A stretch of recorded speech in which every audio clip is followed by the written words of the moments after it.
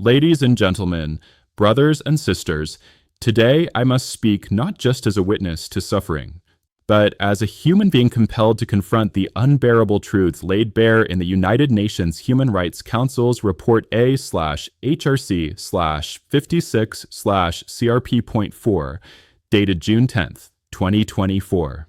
This report is not just a document, it is a searing indictment, a cry from the depths of Gaza, where humanity has been scorched by the fires of war, policy, and silence. From October 7th to December 31st, 2023, the Israeli military launched an unprecedented assault on Gaza, an operation whose scale and intensity exceeded even the most brutal precedents. The operation, publicly named Swords of Iron, resulted in the deaths of more than 34,800 people by May 2024, including over 7,300 children. These aren't just numbers. These are lives, families torn apart, generations obliterated. Thousands more were wounded, maimed, or left permanently disabled. Many remain buried beneath the rubble, unseen, unnamed, unmourned. What unfolded in Gaza wasn't just war, it was a campaign of annihilation. Israeli airstrikes used weapons of enormous destructive capacity, 2,000-pound bombs that pulverized entire neighborhoods, leveled high-rise buildings, schools, markets, and mosques. These weren't surgical strikes, they were hammer blows to the heart of civilian life.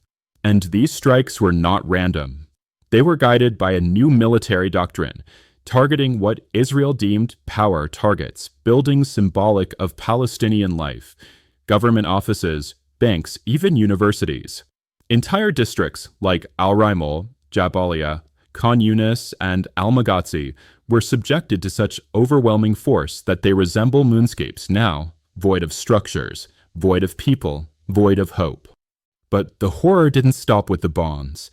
It spread through the language of power. The report details how senior Israeli officials, including members of the Knesset and military leadership, used dehumanizing rhetoric, calling for a second Nakba, labeling every Gazan as a terrorist, and advocating for Gaza's erasure.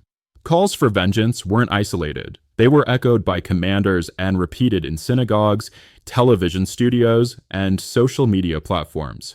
Israel's targeting systems, including those powered by artificial intelligence, were designed not to limit, but to accelerate destruction. The Gospel and Lavender programs reportedly automated human targeting and fast-track decisions to bomb homes without verifying who was inside. According to testimonies in the report, this automation bypassed essential human judgment and led to the deaths of entire families, including countless children who had nothing to do with Hamas or any form of militancy. And when people tried to flee, evacuation orders were issued, sometimes via leaflets dropped from the sky, sometimes through Facebook posts or QR codes. No special provisions were made for the elderly, the sick, or the disabled.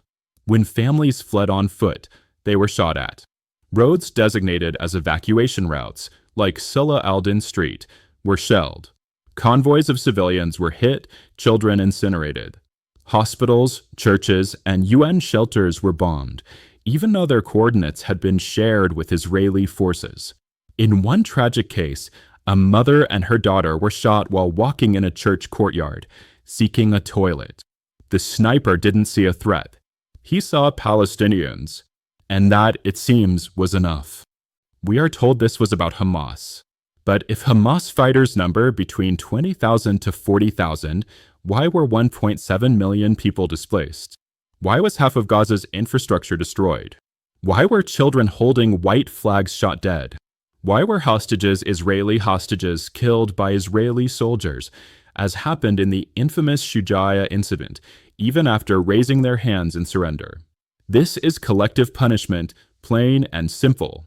It is a violation of international humanitarian law. And yet, the consequences are not only legal, they are human, and they are generational. More than 83% of Gaza's water facilities have been destroyed. Power grids, hospitals, and schools lie in ruins. Diseases spread through crowded shelters, where women give birth on concrete floors, and where children drink polluted water. A generation is growing up traumatized, orphaned, and broken. And perhaps most ominously, the report warns of Israel's long-term plans.